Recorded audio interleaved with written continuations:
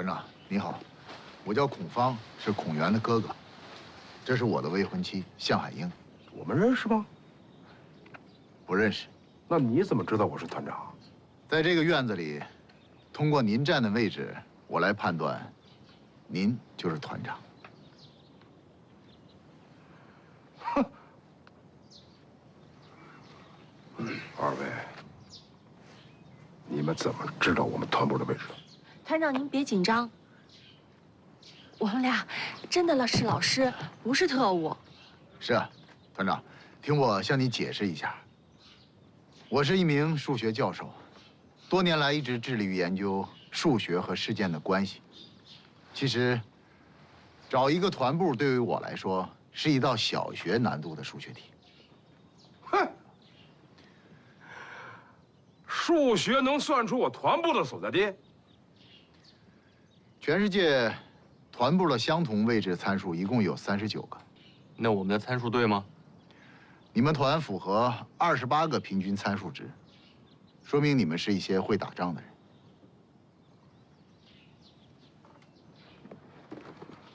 这里有我们的教员证，还有毕业证，请验明正身。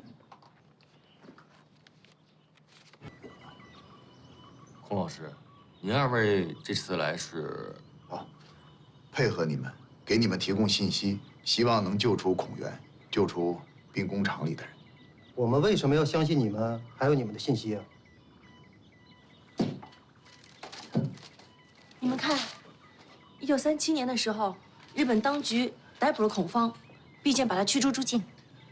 因为孔方做了大量的日本社会调查以及军事分析，日本认为孔方是个危险的抗日分子。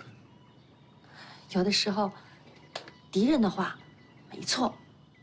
事实上，我非常熟悉日本的情况，也非常熟悉你们的对手横尾阔。这事儿我听说过，当时在营救孔方老师的时候，咱们国内有力量参与。孔老师啊，请您原谅我刚才对您二位的质疑啊。打仗的嘛，是吧？无法用常态来判断一个人啊。孔老师啊，我想听听您对我们在虎头山失利的看法。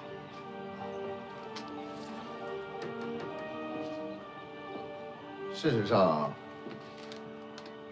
虎头山上的横尾阔远远超过了你们的想象。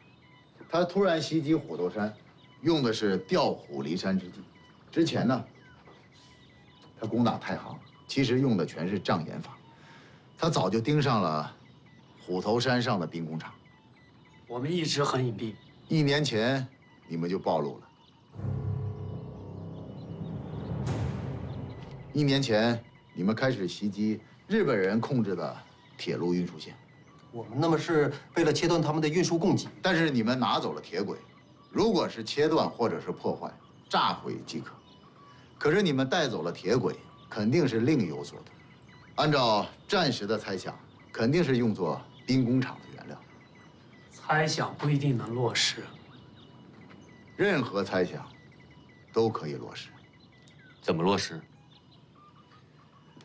去年6月，你们以牺牲3名士兵为代价，换取了敌人6节铁道。再笨的人都知道，这6节铁道的战时价值远远超过了3名士兵。要不然，谁会为这些破铜烂铁去卖命？孔老师啊，你知道的真多啊！来，坐吧。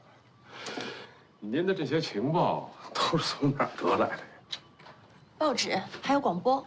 任何公开的消息都隐藏着背后的秘密，只要科学的分析，就能得出来。我在日本留学的时候，获取任何信息，都是从公开的渠道。那孔老师，你能不能帮我分析一下我们这个主要的对手？其实横尾阔想占领虎头山上的兵工厂，并不是想破坏它，就像你们抢夺铁道，并不是为了破坏运输线一样。那他们想干什么？他们想建一个兵工厂。日本人从来不缺武器，他们制造的是化学武器。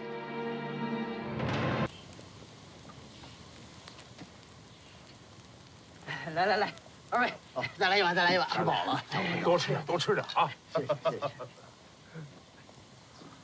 杨队长，你看一下，这个是1937年8月，日军呢首次使用了催泪性气体和喷嚏性气体，之后日军呢又多次的使用了毒气战，中国守军束手无策。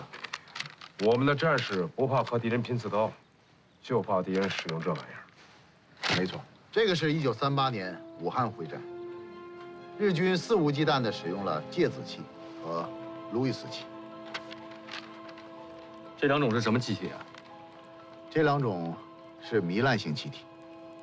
之后日军呢，又使用了光气，光气属于窒息性气体。这些气体均由日本陆军第6技术研究所研制，而该技术研究所的军事研究员正是横伟国。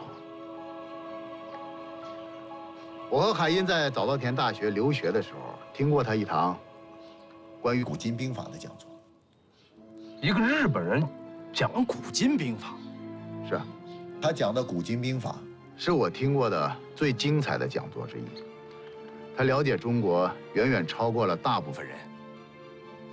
我还记得在他的讲座里面提到了1919年诺贝尔化学奖得主弗里斯哈佛教授的一段讲话：这个世界上，只要还有战争，军事学家们是不会放弃化学武器的，因为气体是杀人武器当中更高的形式，毒气无孔不入，杀人于无形，也是所有战争武器当中最不人道的一种。这个我们有过惨痛的教训。